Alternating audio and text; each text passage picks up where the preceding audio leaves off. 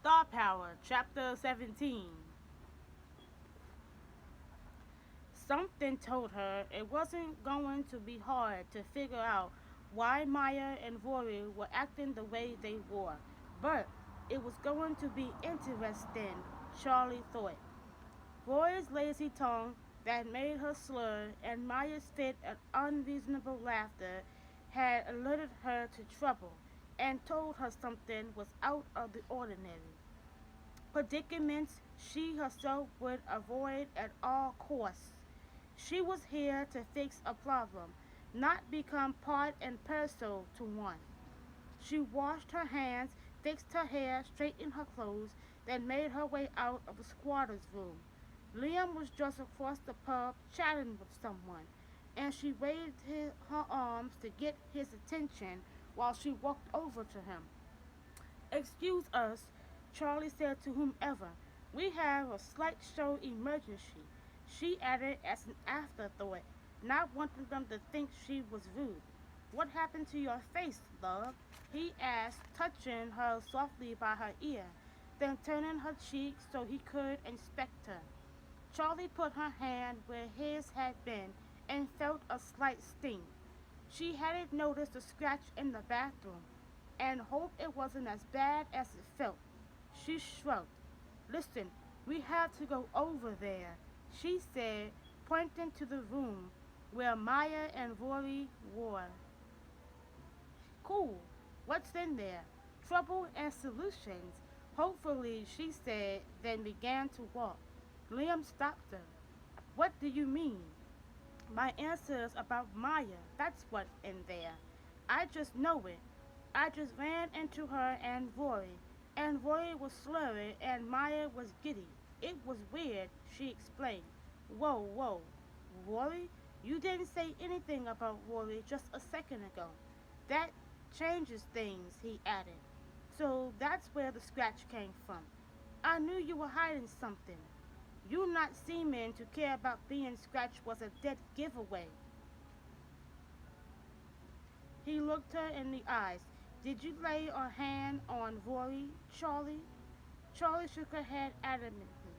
No, she told the truth. She hadn't put a hand on Rory. She put two. "Let's go, Liam. I need you for this one." He nodded, then led the way to the room, pushing on the door that swung both ways. Teenagers were everywhere. Some were posted against walls, others surrounded an iron table, and a few were on the floor, staring up at the ceiling as if a box office smash was showing above them. All were either acting like zombies, drunks, or clowns, and there seemed not to be a single one who was unaffected by something. "See?" Charlie said. "See what I mean? I told you they were acting weird." "Charlie, Liam, over here!" Maya's voice called, loud and strong. Then she burst into a fit of laughter for no apparent reason. She was standing next to the table, waving them over. "Oh, I see you finally made it in." The guy she met at the door before she went to the restroom said, "I saved you some." He reached in his pocket, then began to pull his hand out. Liam reached out and stopped the guy before he could pull out whatever from his pocket. "We're good." "Thanks," he said. They began pulling on Charlie. "I've heard about these get-togethers. It all makes sense now. Everything. Let's go." He had her back through the swinging door and into the pub area in seconds, but not before she saw someone reach into the bowl, then pop something in their mouth. "What's this? What do you mean? What all makes sense now, and did you see that?" she asked Liam, making her way back over to the door and pressing her face against the peephole, careful not to push it open. "Is that a candy bowl?" Liam pulled her away. "Yeah, it's candy, all right. Skittles. Skittles." She was so tired of Skittles. It was like everywhere she looked, someone or something kept leading her mind back to the candy. What's up with that? She walked over to a table, pulled out a tall chair, then climbed up on it. She drummed her fingers on the tabletop. Liam joined her. "It's called a Skittles party." It's where everyone takes their parents' medication stash, combines the loot, then they take turns picking one out. They call it Skittles because of the rainbow of colors the meds come in and not knowing what they're gonna get. It's a random selection, really, and they don't know or possibly even care how it'll affect them. He made a face, then began to stand. Let's go. We can't stay around here. Charlie's jaw was on the floor. She suspected something was wrong, but never would have guessed prescription medication was involved. Sit down, Liam. I'm afraid we can't leave. Rory and Maya are driving, and we can't let them do that. They're high. Liam got up from his seat. You can wait around here if you want, but I'm out. They're not my responsibility. And our insurance doesn't cover us for stuff like this. He eyed her. And what if the cops come? You want to go to jail again? This is illegal. Charlie was up on her feet before he got the last word out. She done jail once. She wasn't up for it again. Gotcha. Can we just wait outside in the car? She asked, as much as she really didn't care for Maya and really wasn't crazy about Rory either. She wouldn't allow them to drive. Liam was adamant, pulling out the keys to the rental car. Not me, Charlie. I'm not waiting for them to finish getting high. He had a point, and she knew it. Maya and Rory weren't her responsibility either, but she couldn't just leave them, could she? No, she couldn't. It was clear that she had to get to Maya and to get to Nia, and leaving Maya stranded wasn't a good way to do it. I'll go get them. At least I'll try, she said, making her way across the pub and back to the room door with Liam on her heels. She pushed on the door, but it wouldn't bulge. She tried again and almost lost her footing. As soon as she removed her palms, it swung toward her face as she jumped back. Hey, Trent greeted her. What are you doing? His question was filled with disappointment. He looked at Liam, then threw back his head in a what's up fashion. I told her to stay away, he explained. Charlie's brows rose. I can say the same for you, right? She deadpanned, putting her hand on her hip. Anyway, I was going in to get Maya and Rory so we can drive them home. Trent shook his head. Remember you heard me say, wrong brother? Charlie nodded. Well, change the sex. Now it's wrong sister. Maya's not leaving. Not with you. You may have some luck with Rory, but you're going to have to go in and carry her out. He stuck his hands in his pockets. Charlie crossed her arms. She didn't like being dismissed so quickly. How do you know so much? Trent shrugged, and a look of defeat moved across his face. Because I'm ready to go, and I just tried to get her to leave. She won't. She won't give me the keys either. But promised to let one of my brothers drive. He kicked at the floor. And that's really messed up. I'm the only reason they got the car, and they promised me they wouldn't, that they couldn't because you two would be here. It was a total set up. Liam nodded knowingly, then patted Trent on the back. You're good. After all the help you've been giving me in the backyard, you know I wouldn't leave you stranded. You can ride with us. Charlie nodded. Definitely, she added, feeling better. She may not have been able to pick Maya's brain about why she and Nia were clashing, but she knew Trent had answers. So tell me again, Trent, why are you the only reason they got the car? She asked as they walked out of the juice pub. If she didn't get anything else accomplished tonight, she'd get Trent to talk. Trent stuck his hands in his pockets, then shrugged. It's not really talked about anymore.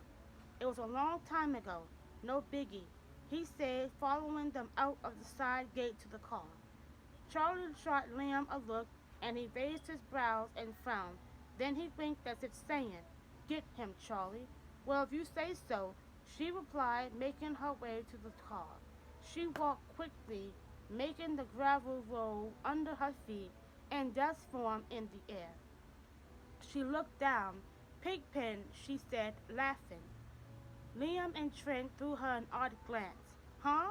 They said. Charlie shuffled her feet, making dust rise over and over. She had to get Trent to lighten up because he definitely wasn't going to spill in his current mood. He was too guarded. Pig pen, like the Charlie Brown character. Come on, don't tell me you guys don't know about Charlie Brown and Pigpen. Trent nodded slightly and the corners of his mouth stretched. Don't tell me I'm the only one who had to watch the holiday specials with my mom. She looked at them both. She was pretty sure Lamb had no idea what she was talking about, but she knew she had Trent's attention. The expression on his face told her so. He was just being cool about it. You guys suck, she said, then made her way to the passenger side of the car. She stood by the door, refusing to budge, knowing if she reached for the handle, Liam would have a fit. He took the gentleman thing to heart. Trent stopped next to her and looked at her. His face told her he didn't understand why she was just standing there. You okay? He asked. Liam ran around the car, then opened the door for her. You blocks here? He said to Trent, shaking his head. Women aren't supposed to open doors, mate, not if a man is around. He schooled him, then walked around to the driver's side of the car. Trent nodded, taking it all in. My bad. Girls around here are well girls. They don't demand that kind of respect. He opened the back door, then got into the car. Command, Charlie corrected. Girls demand. Women command respect. She laughed, sliding into the front seat. Even young women like me, she closed the door, then turned around in her seat, resting her arm on the headrest. I demand a lot, but because I work hard and stay on point, keeping my word, looking out for people, and thankfully keeping my grades up, my character kind of commands a certain type of respect. She winked at him. She was baiting him and hoped he'd bite. You get it? Just like you look out for your friends. I'm sure that comes with some perks. It should. She turned around, then strapped the seatbelt across her torso and laughed. Liam put his phone in the arm console, started the car, then revved the engine a little. You want the top down? He asked Charlie.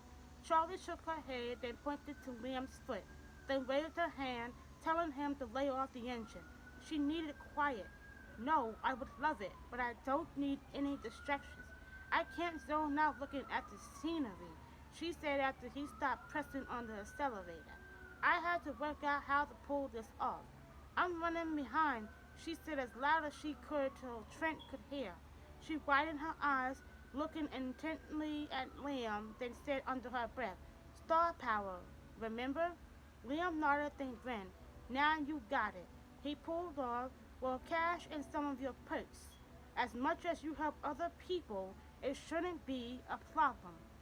Trent sat up, then leaned forward as much as the seatbelt would allow. What are all these perks you two keep talking about? Charlie smiled at him, nodding. He was playing right into her hand, just as she had planned, but it would be worth it for all involved.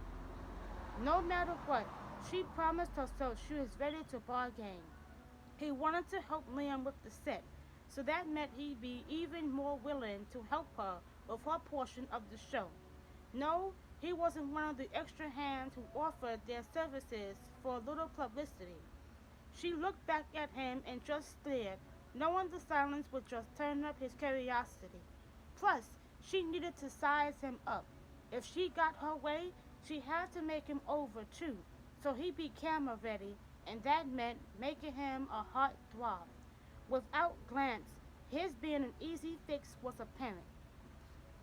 He had features she could definitely work with. It was definitely a bonus for the special summer makeover show. He was a local, and on top of that, a team whom Nia liked, so why not use him? She was sure she would be able to negotiate him some camera time. Knew he wanted it. She nodded. Yes, she spread her wings and changed into the angel, who changed his life while she changed others. The town would shine when she was finished with it. Nia Trent, the cast and crew, the locals in the town. That's one of the things Star Power was getting to the top, and that's just what she planned to do. Perks, like karma. When you do good things for people, good things come back to you. You know, like Maya and Rory and her brothers and whoever else using you, so they could go to the pub. Used? I never thought about it like that. But now that you said it, that's exactly what they did. Just like they did to Nia. He had finally spilled, and Charlie knew it was only the beginning. Like, comment, and subscribe on this video.